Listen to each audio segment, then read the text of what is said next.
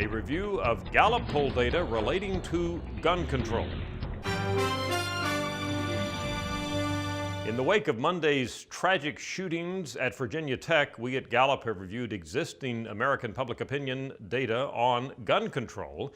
There's no doubt that one of the results of Monday's tragedy will be an increased discussion of gun control laws in the United States. First point, gun control, at least prior to the events of Monday, not a highly salient issue for Americans. When we ask the public what's the most important problem facing the country, only 2% mention crime or violence in general. Nobody mentions gun control in general. We have updated every year a question which says, are you satisfied or dissatisfied with the situation relating to gun control in America? Just a couple of months ago, our 2007 update showed that 50% of Americans said they were satisfied, 43% dissatisfied. That does not indicate a great groundswell of interest in more gun control laws, at least as of January. Let's look specifically at one question we have tracked over the years. In general, do you think laws covering the sale of firearms in this country should be made more strict, less strict, or kept about the same? At the current time, our latest update of this measure shows a majority, 56% of Americans say they would like to see laws covering the sale of firearms more strict.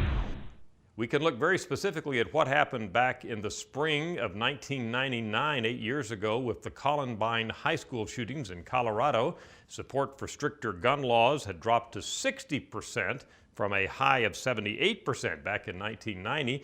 Then, in April, after the Columbine tragedy, support went up to 66%. Not a big jump, but we did see a modest increase in support for stricter gun control laws, but after 9/11 in particular, that dropped off again.